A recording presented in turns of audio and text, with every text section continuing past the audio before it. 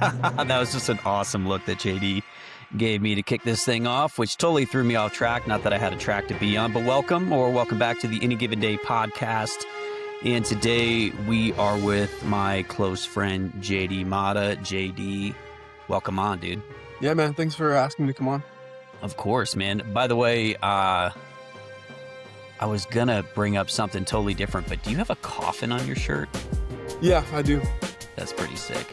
Also, I just went and changed my shirt real quick and for whatever reason put on the exact same color you had. So I figured you did it on purpose. I was going to say, anybody watching is going to have to let us know who looks better in green. But, I mean, you've got the better skin for it. I've got the eyes for it. We'll throw it out there. We'll see what people say. Yeah, man. Either way, we really can't go wrong. You're probably already wondering, like, what have you brought me into? That's pretty normal for what we usually get into, man. So, Dude, that's a good point. Speaking of which, that is where I was going to start, is with the latest photo that you sent me, because nobody listening knows this yet, but on occasion, well, one, you and I are both foodies, and we teach a course together, or at least have the last 2 years, and part of that for us is always going around and finding the absolute best grub in whatever town we're in. But the other side of that is that afterwards, whenever one of us finds an amazing meal, we shoot it to the other person. So what was the most recent one that you sent me? I don't even remember. Was it a burger, maybe?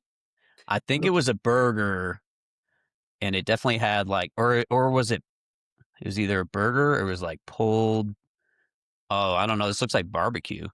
Oh, yeah. I found a barbecue spot over here in South San Antonio. It's literally like 10 minutes from my house, and I've been here 4 years. I didn't know it was there, and I looked it up the other day and went, and like, yeah, the brisket's amazing. So shout out to Luna's Barbecue in San Antonio. That's who it was.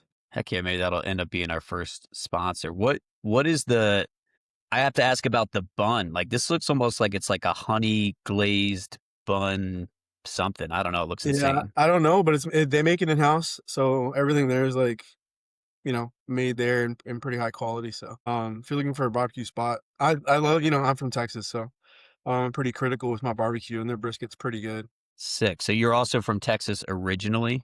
Yeah, I was born in Fort Worth, Texas. Okay, which I feel like is Texas at large, right? Is the birthplace of a massive amount of folks who find their way into the military. So maybe a good transition or place to kick this off is, what made you first find your way into the military? Yeah, so I joined when I was 19. I started out on a track I was trying to play pro baseball, right? So I went to like the little, it was a D2 school, but it changed to NAIA with the year I enrolled. I was gonna stay enlisted. The year I enrolled at the school, Texas Wesleyan here in Fort Worth, or up in Fort Worth. But I guess you got to go to class to maintain your scholarship and playing eligibility stuff. So That's the rumor. yeah, that's what I didn't hear that until I got there, and I was like, man, that's a pretty sorry deal. But I guess now with NIL, like, kids don't go to class as much or whatever. But I guess I was born too early.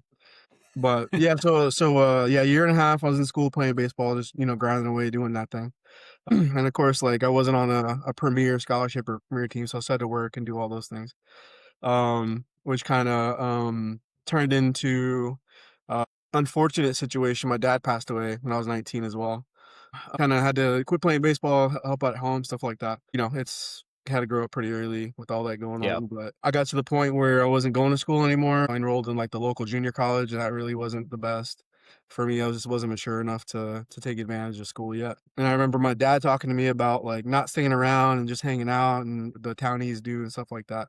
Wouldn't use that term, I guess is a good term for it, but so yeah, like, join the military, like you'll get an opportunity to go places and stuff like that. So I joined the Air Force.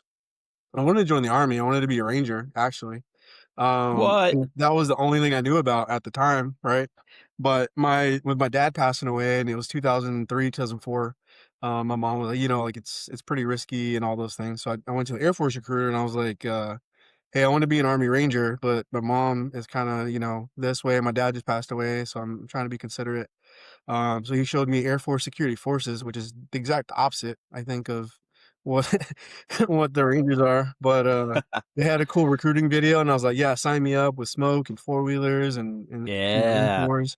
And I was like, man, this sounds great. So, I went base training, all that stuff in 2004. Ended up doing 10 years total. What else? A few deployments, worked at a nuclear base, worked with law enforcement and stuff like that. So I got a lot of experience that I carry over now into strength conditioning and research as far as just the soft skills or the analytic skills that are outside of the data. So I guess that kind of transitions into the next conversation, I guess. But yeah, so few deployments, I wore gear, stuff like that. Did a couple of different mission sets, any operations, airfield security, stuff like that.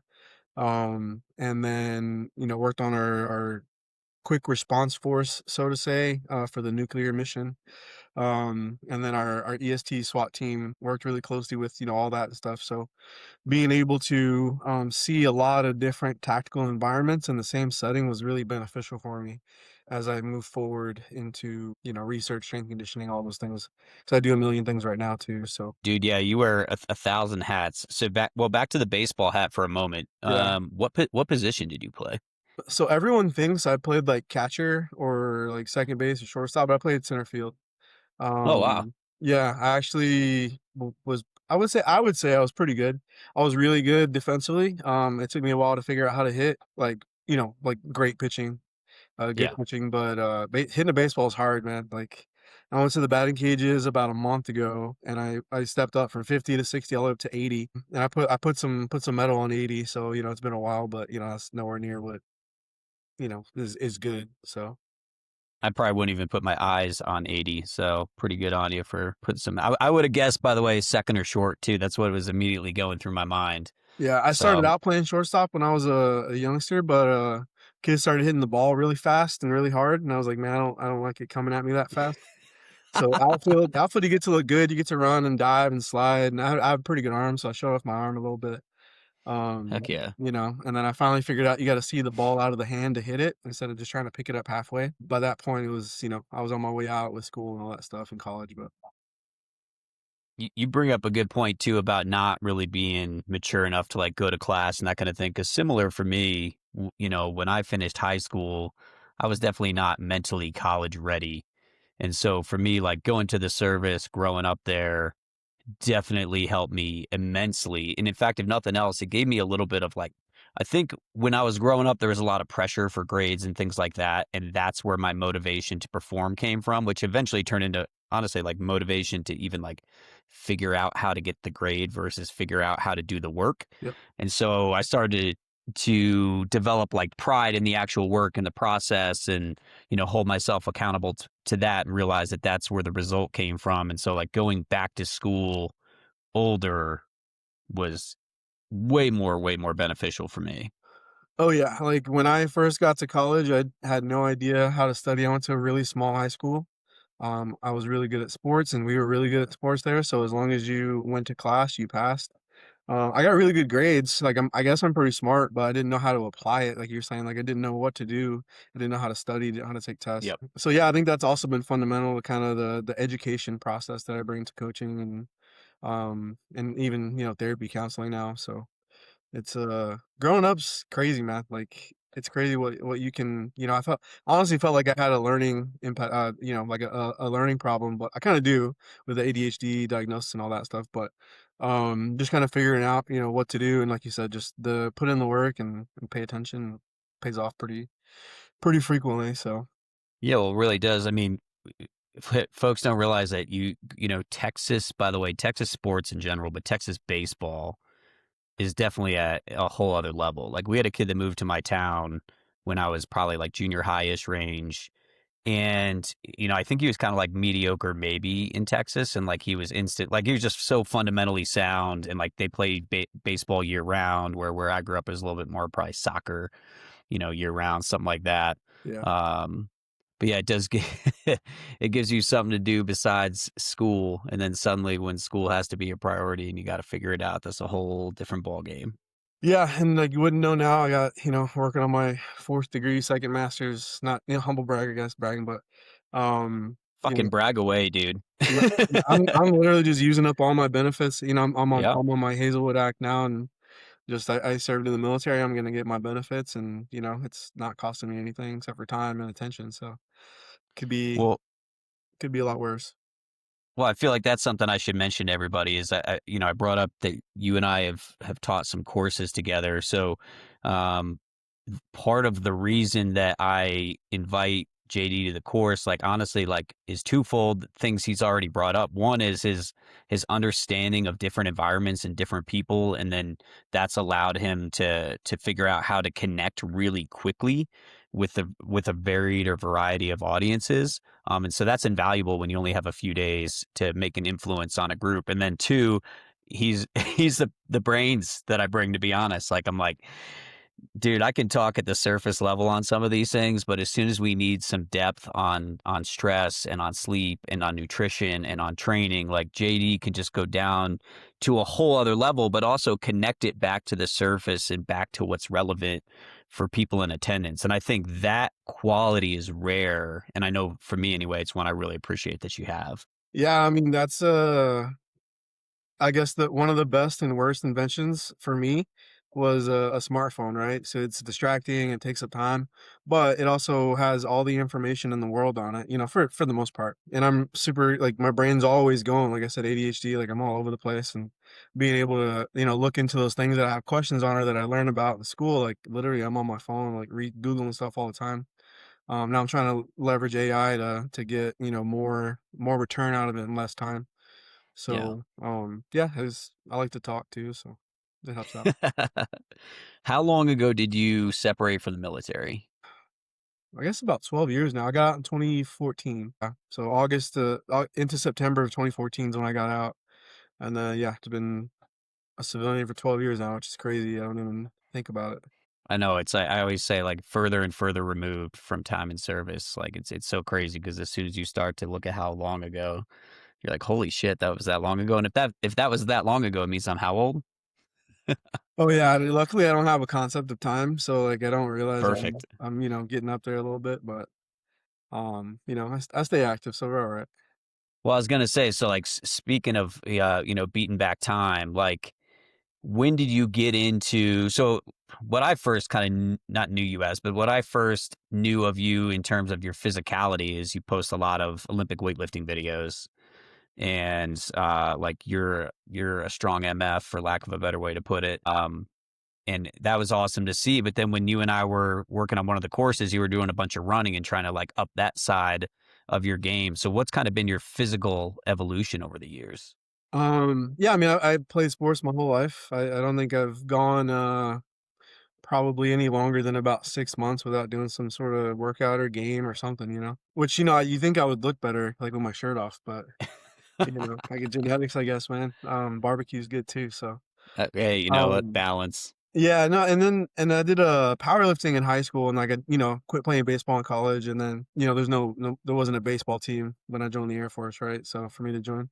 But I got more into powerlifting, so I did that for a while. I competed, qualified for national USA powerlifting and stuff, like, not the best. I kinda reached my plateau as far as, like, what I was capable of, strength-wise, but I feel like I did pretty good for, like, someone working a full-time job and I was working like 60, 70 hours a week, as an NCO, so put in my time to get my workouts in.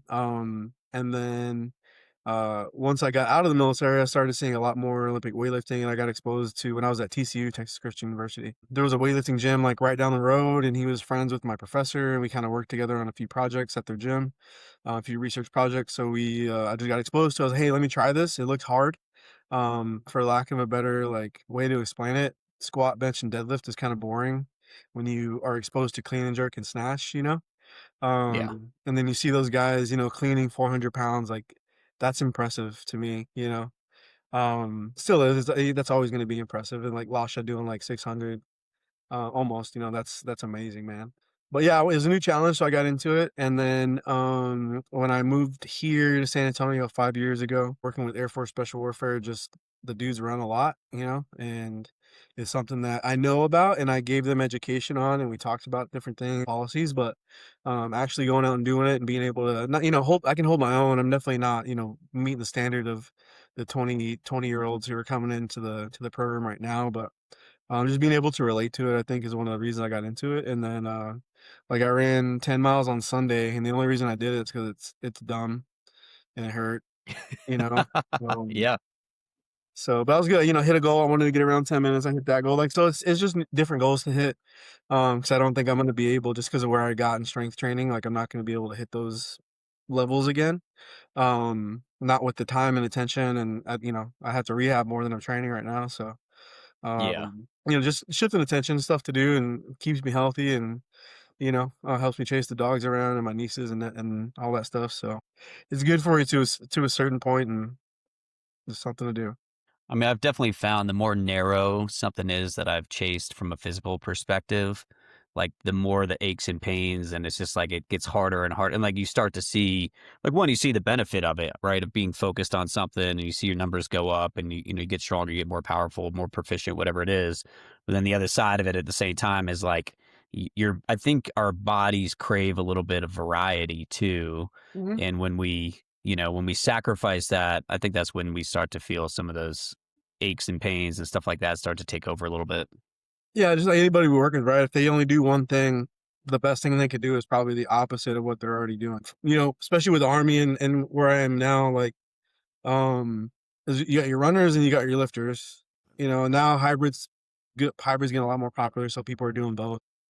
10 years ago or so, most of the military just run, run, run. And then you had your few dudes that wanted to strength train, and now it's getting a little more balanced. But yeah, I think that's basically where my like strength and conditioning philosophy kind of aligns is, do a little bit of everything, a vertical integration, do almost everything, almost every day, and then, focus Yep. on what needs to be focused on rather than what you want sometimes. But Yeah, so to I guess transition away a little bit from the physical rabbit hole, because I know that's one we could totally live in. But something that you and I inevitably have some conversations about whenever we're together is stuff a little bit more on the spiritual side, a little bit more about I don't everything from mindset to faith, to to what fills our soul, that kind of thing. Like for you right now, I guess if you don't mind talking a little bit about like maybe where you're putting some intentionality behind that, and then also talk about where you're sort of shifting, professionally and with your education and stuff like that into that arena. yeah, so I guess I am finishing a program. I'll be a licensed professional counselor, LPC, or therapist here in Texas. LPCA, Associate Unlimited License. um, Here in Texas coming up this summer, finishing up my program right now. But one of the reasons I kind of moved into that area, not the primary reason, but one of the reasons is when I work with people with strength and conditioning or talking about nutrition or whatever it is, right? Any human performance type thing. I realize my approach is a little bit more internally based, more spiritually based, focused on behavior change rather than just, what's on the piece of paper, your sheet of macros, or, did you get X amount of sleep? Because those are great markers, right? Mops and nose, right? Those are great Yep. markers of performance, but like how effective the change can be in those types of situations is a lot more personally, internally driven with people's paradigm and the way they view the world, the way they view themselves, the way they view challenge. If they view things as a challenge or an opportunity, right? Like there's a lot of different consequential things that happen with the thought process rather than just I got to work harder today. I work with a ton of individuals who work really hard all the time, and what's gotten them to this level is working really hard, and what's going to get them to the next level is not continuing to work as hard as they can because now can work so hard they can destroy themselves, and we need Yep. to start changing their point of view on stuff, and hopefully set the seeds of that early on. But like someone who's undertrained and detrained, getting them up to a pretty decent level, they just got to put in some effort. But when we got dudes, they got to run a 21-minute 3 mile, they got to ruck this far, they got to do this, they got to do it every day. It becomes a mindset kind of situation rather than just putting in hard work because everyone here is putting in hard work. Yep. Same thing on the outside. Some of the individuals I work with on the outside. So yeah, so I'm transitioning. I wouldn't even say transitioning. Like it's still an extension of what I do, but now and I'm going to be licensed. And one of the advantages of being licensed as a counselor or a therapist is being able to. And this is why I really transitioned into the field is when I got out, had some mental health challenges. I know people who've had mental health challenges, so I just want to be able to fill some of that space for people and be a relatable source where I know my so full disclosure, like I go to therapy. My therapist Female, she's awesome. She knows nothing about the military, but I don't need that right now in my life. Yep. But some people, especially from my experience and just my friends left and right, and internally, being able to find someone who can understand some of the unique challenges that are presented with, like divorce in the military, isolation, preponderance of using substances to cope in a social environment, like is very unique in a military situation. So being able to bring my expertise or my experience, not even my expertise, my personal experience, and just kind of present myself as someone like, hey, I've been there. I may not know what, Marine lifestyle is like, or, just as an example, or what is the Navy, but Yep. here's a personal story, and I'm not afraid to share it, and just, be that link for someone. A, because, we don't want to lose anybody, but B, I Yep. want to, foster, just like with strength conditioning, foster some kind of growth and get them closer where they want to be. Because I mean, as I get older, like family, everything else other than working out and eating protein is way more important than it used to be. And, I Yeah. realized I was using a lot of that as, like, cover for the things that I wasn't good at, and sharing my feelings, and so, to make it simple, but, that's a life skill that we don't really get in the military as far as my Yep. experience. So just, yeah, being able to do that, and then, um, kinda use all these skills in concert to kinda build up, widen that base, and get people sleeping better, because they can tolerate stress better, not just 'cause, we're taking a supplement or whatever it may be, but supplements may be part of it. So, Yep. yeah, I mean, like, my first master's degree is in exercise physiology, right? So combining physiology, psychology into an actual counseling, coaching environment, I feel brings a huge plus, huge benefit for the client. So yeah, just integrating and trying to be supportive, but also not being a lone wolf. And I've found the value of team, especially in team performance. So just being able to be transdisciplinary, which is the new thing, right? Yeah. So that's, yeah, just it's just an extension of just wanting to help dudes out, honestly. So other than extending it and applying it within kind of your current setting, is there another population specifically that you're looking to include in your practice? I mean, yeah, I work with a ton of adolescents and teenagers right now that are, aren't military, and then just general. I work with a lot of men. So like men's mental health is very important for me. I think as everyone's a little bit different as far as counseling and therapy theory goes, but I think being able to relate to the client is very important. So, with men, I can relate a little bit closer than I can with women for the most part, just from my experience.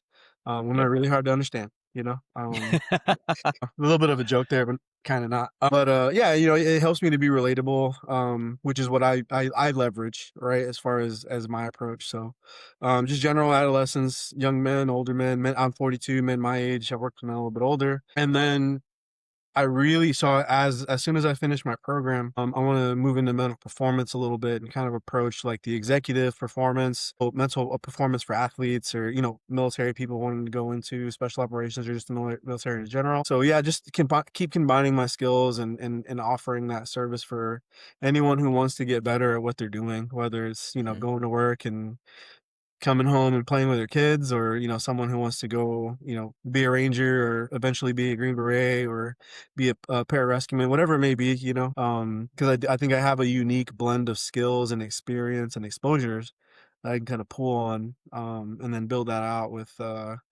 eventually, whenever I start a private practice, being able to expand into those kind of realms. So, like, regular mental health, athletes, and Yeah. performance in military, and kind of executive approaches. So On the mental side, do mhm. you look at health and performance as like a continuum? Do you look at them as like parallels? Like, what are your thoughts around that? No, like, for sure, definitely a spectrum. And but what I also, it's think about sliders, right? Like, but it's stacked. It's not just one.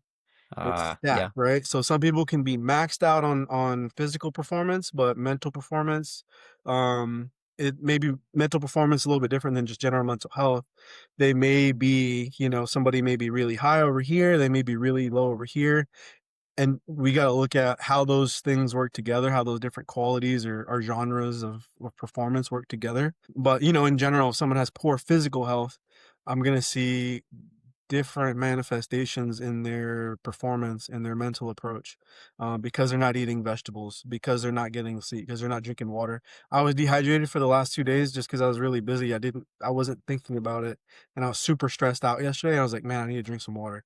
crazy. I drank some water last night, this morning, had a great workout today, felt pumped, like, like it's being able to find that there's no single realm, there's no single intervention, there's no single approach that's going to be beneficial, and really working in context. And that's kind of, I think, my research part, right? Haven't talked about that yet, but yeah, I think I bring an analytic kind of approach to it where I don't want to fix the problem.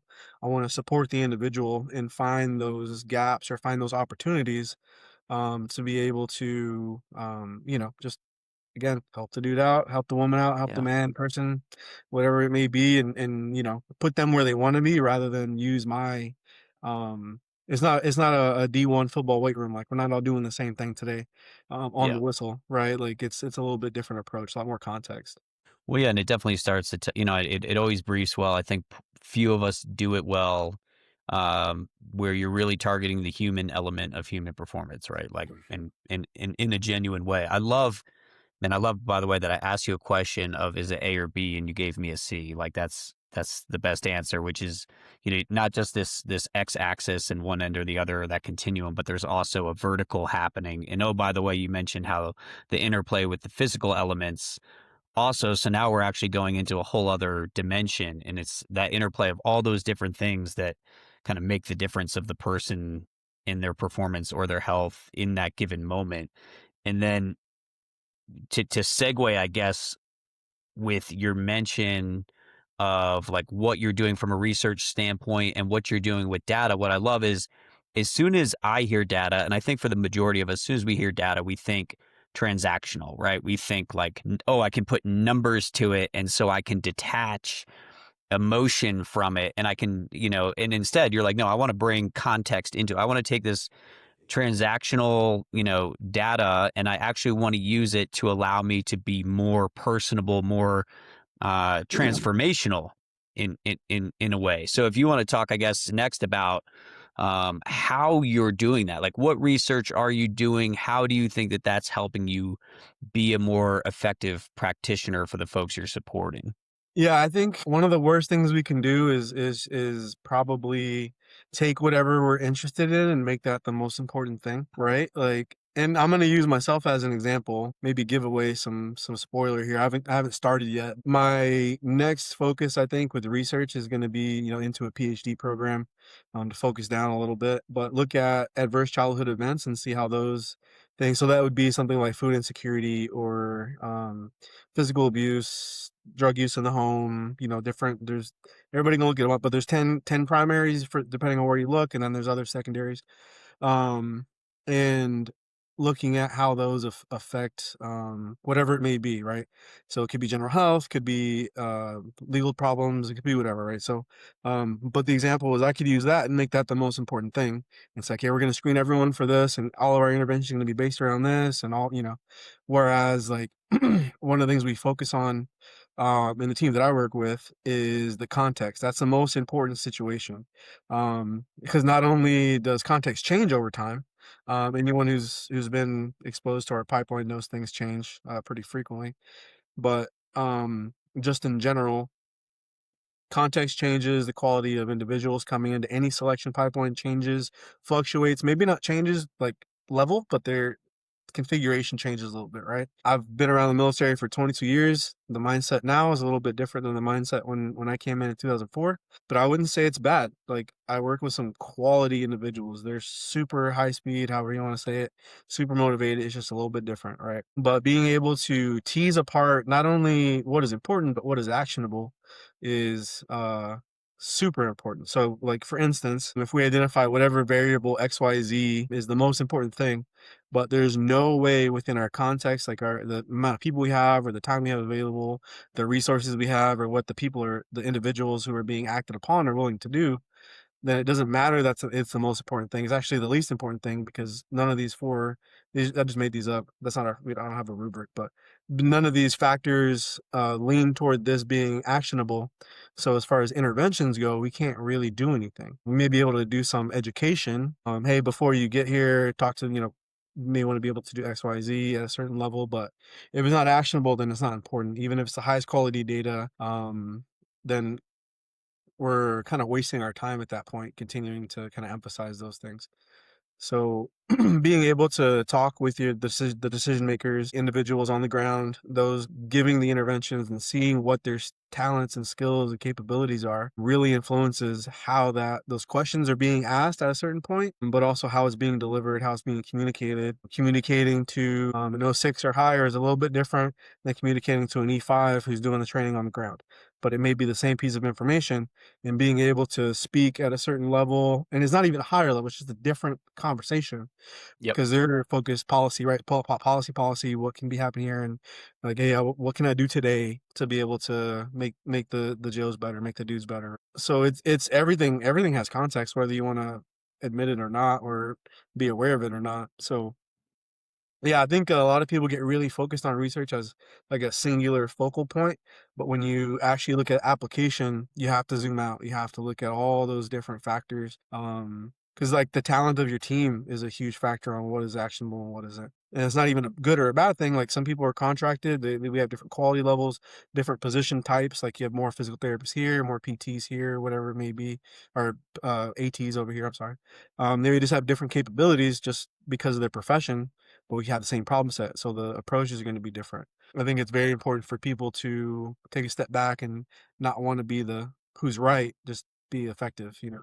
We even just had that discussion, in my day job today, in fact, around each location having a different setup, right? Like we have Hmm. different personnel, different units with different mission sets, different team of practitioners with different experiences, different numbers, and practitioner to athlete ratio, and all of that means that we need to have some degree of autonomy in how we deliver our program, because again, even if we all have the same problem, it's existing under totally different context.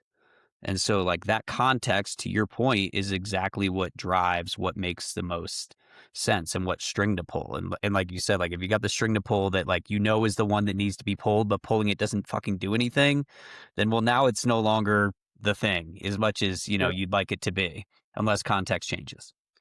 Yeah, I get a ton of emails all the time. So when I first got to the wing here, we had a lot of wearable technology, and wearable technology is huge. I think it's great. I think it's a great tool, right? If you have the context to use it. But a lot of people will email me and say, "Hey, what do you think of XYZ technology? This running gait analysis tool, this thing." And I was like, "Well, I know nothing about who's on your team, so I can't tell you if this information is going to be useful whatsoever." Is it a one NCO from a JRTC program reaching out to say, "Hey, what's the best tool for this?" I'm like, "Well, this is the best tool, but you don't know how to use it. So telling you to spend 20 grand on this makes no sense." Yeah.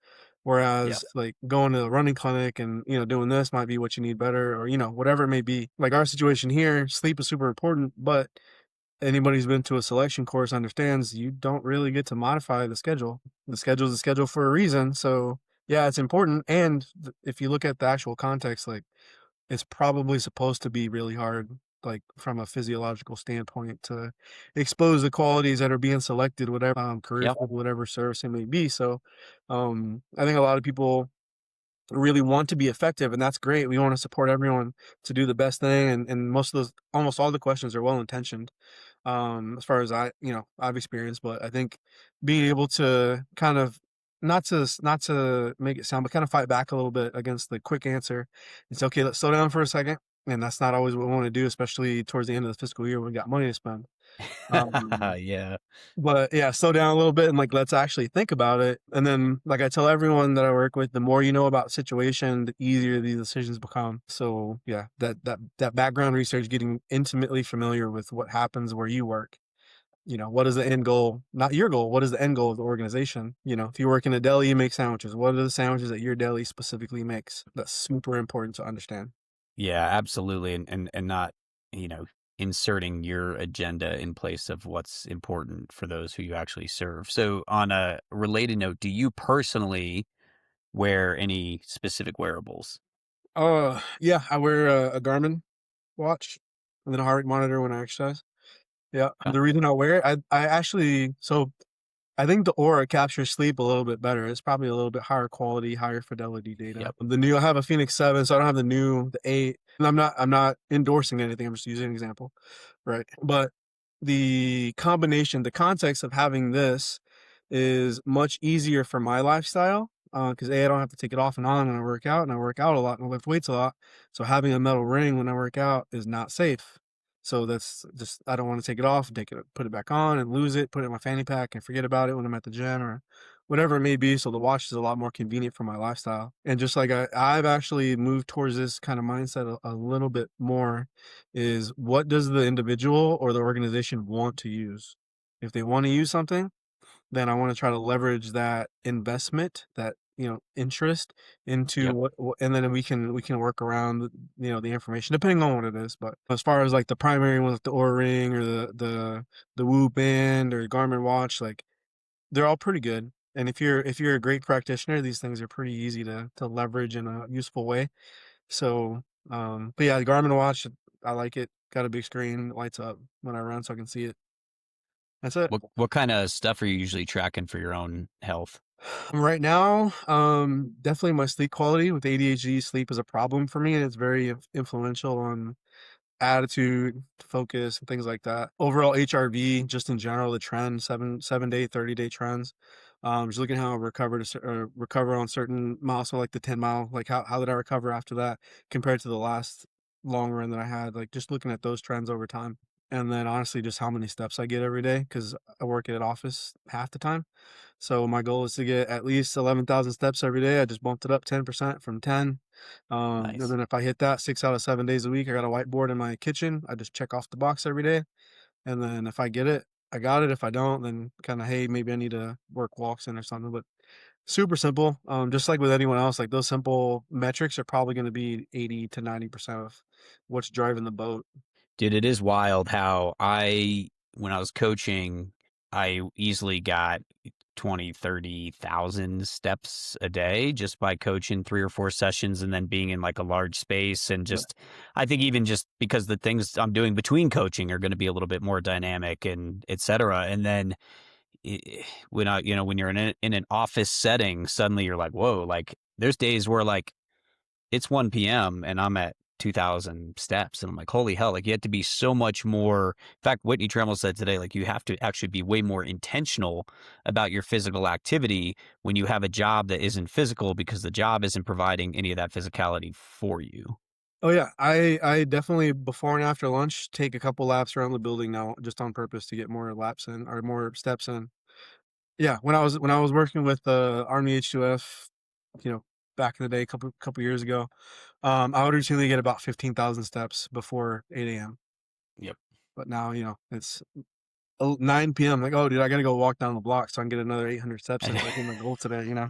So I It's like literally did that last night. Like, hey, let me put my shoes on real yeah, quick and go get it. But it is wild how things change in that way. What are you doing right now? And I think you've already like alluded to both, but what are you doing? I guess a common theme on this podcast has been the kind of intentional discomfort, right? So, mhm. like, a lot of us are seeking ways to expose ourselves to discomfort because we know that with that, um, one, it just kind of appeals to, I think, a mindset that a lot of us have coming from a military background, and then two, I think we know that it could foster growth. So, what are you doing, kind of specifically, intentionally on like a day to day to do that?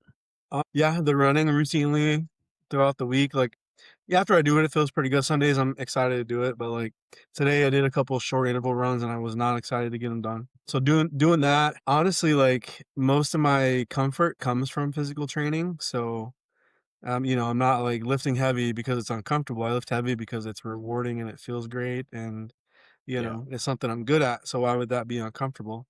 But honestly, I think one of the biggest things I've really been working on is like underdeveloped like office skills, like being a good coworker, being intentional about like getting my step, like just like little things of being an intentional human for me, where I didn't have to because I was so focused primarily on one certain thing or whatever. Like, just being more like a normal dude, I guess. I don't know like how to explain it, but like just being the the one that doesn't have to overachieve for internal value, like, that's hard for me. So, like, Yeah. being, like, the point guard at work and doing those types of things, giving out opportunities, sharing ideas a little bit more, like, that for me is uncomfortable because that's where I used to derive a lot of value. So, yeah, doing a doing a 10-mile run is a little bit hard, but, at the end of the day, like, I was kinda excited about, "Hey, I did 10 miles," like, something to brag about, you know? Yeah. Not achieving something is a little bit harder for me sometimes. Dude, I absolutely love that you mentioned that because that is so true. I think a lot of us think that like success in the civilian world, for example, is one, we pour ourselves into our job, and two, or school too. I think for a lot of us, Yeah. and two, we pour ourselves into like physical fitness. And while I do think both those things have their place and are absurdly important, and I do think they're places where we can achieve, growth through discomfort, etc. To your point, I think that discomfort is actually comfortable for a lot of us. Like going to that dark place during a run or a ruck or whatever it is not that foreign to most of us. Sitting in a room by ourselves with our thoughts, not, interacting with anybody or not doing anything physically for the moment, like that suddenly can be uncomfortable. Or not being the loud voice in the room at work and actually sitting back and letting other people take the stage is suddenly very uncomfortable for us. So I love that you bring that up, that like, hey, you're actually putting some intention behind not trying to be the fucking hammer for a moment. Yeah, no, I mean, it's, being yeah, I kinda relate it to, like, my faith, right? Like, following Jesus is hard. It's not easy. It's something that takes attention, and that to me is way more important than, like, going on a run or lifting weights. Same thing, and that's kinda, I think, been a little bit of the driver, a lot of the driver as well, to just, be a little bit more sharing with a lot of these things. But, yeah, is it like you're a parent, right? I saw a thing the other day. I've seen it before, but, like, um, what was it? Being a parent is only hard for good parents, right? Like, because you're having to make hard decisions. You have to be intentional. You're Yeah. having to do these things. Whereas, and I'm not judging anyone's parenting or anything like that. But there are situations that aren't beneficial for everyone involved, and sometimes it is because people are taking the easy route, and that may Yep. have grounding, and the therapist coming out may have grounding in other situations and stuff, and definitely find support if that's going on. But yeah, I mean, being a high quality citizen is probably a little bit harder than just doing whatever you want. Yeah, without a doubt. Just like being a good parent means not letting the kid do what they want all the time, which then creates a tougher situation for you as a parent. Hmm. Like, yeah, there's an easy button. Like I could hand an iPad or whatever it is and a piece of candy and like pacify that, nuisance of my day or whatever. But instead it's like, no, I'm gonna deal with the consequence of saying no in this moment because I know in the long run, which to me, like I know we've talked about that, but that's part of faith, right? Is like Yep. doing the hard thing in the moment, knowing that it's the right thing in the long run. And so it's kind of an investment, in the future of sorts, an investment not and in someone else and something else, so an investment in something bigger than ourselves. Yeah, yeah, I think you said it perfectly, man. Dude, so on that note, I don't know how the hell we've hit 45 minutes already because I feel like we're just getting started and you're one of Yeah, my favorite people to talk to. So already I'm looking more forward to our next phone call so we can keep this discussion and more going. But to, I guess, kind of close this one out, what would be, if you had to give, not that you can't say multiple, I mean, hell, you hold the microphone here, but what would be your piece of advice for the veteran community, whether it's somebody getting out tomorrow, somebody got out yesterday, or, 20 years ago? What would be kind of the one word of wisdom that you would provide? I think probably one of the most important things that anyone can do, especially after separating, whether it be one enlistment, 25 years, whatever it is be intentional about your transition and reintegration. And I know there's programs out there, and you got to go to this program and that program, but I think that what you seek out intentionally, building some more community, accepting the change that I'm no longer in the military. I'm gonna have to find different ways to get fulfillment because I've seen individuals get out, whether like I said, medical discharge, retirement, they get out and they think they can just coast, and they're not building something something that's meaningful to them, and that could be family, that could be their kids, that could be a business, could be physical fitness. I'm not saying it couldn't be, but finding things to kind of drive value in your life that is, for lack of a better way to say it, like missing because you're not wearing the uniform anymore and you don't have the dudes to your left and right that you had every day. That camaraderie and be realistic enough to understand that this change is hard and reach out and get help, whether it be from a battle buddy on your left and right, one of your prior friends from somewhere else, or your spouse, or mental health professional. I recommend everyone in general just goes to see a mental health professional at least a couple times a year just to get a Yeah. little tune up, right? You go to the Yeah. doctor to get physical health checked out, let's get mental health checked out, because one of the problems is you may not be aware that you got some things going on. It could be growing inside of you until it reaches a breaking point, right? So yeah, I think just being intentional and finding, what is it on what's the name of the movie, Step Brothers? Like, don't lose your dinosaur, right? Like you had some goals before you joined the military that had nothing to do with the military. Yeah. Maybe kind of jump back into that and use your platform or use your free time or to do what you want. Like, you haven't, I guarantee you didn't do everything you wanted when you were in the military, no matter what. So yeah, like, do what you want, but like, build something, find something to build, Mhm. whether it's Legos or just like something, man. Yeah. I think a lot of people kind of get out and they don't plan, they get out there and then they're like, oh, I don't know what to do with myself. And I kind of went through that, but I was a lot more intense. And I'm not saying because I had a plan, I just fell into it. But I was a lot more intentional with school and all the things because I just fell into it, and then I just kept going on the next thing. But then I had mental health caught up too because I didn't address that. So yeah, it's probably more than one thing, but there's find some purpose and don't be afraid to take a knee and call a buddy or call a mental health professional. And if you need help finding a professional in your area, like, let me know. I can reach out. I'm not dropping a plug for myself, but I want to make sure that people get what they need. So Dude, I love that because there's no lack of transition resources, mhm. but you as the veteran have to take ownership of finding what fulfills you, and I feel like that's the underlying theme of everything that you just said. Yeah, I think that sums it up great. Well, that's a perfect way to end this then, JD. Really appreciate your time, man. Thanks for coming on. Yeah, dude. Thank you.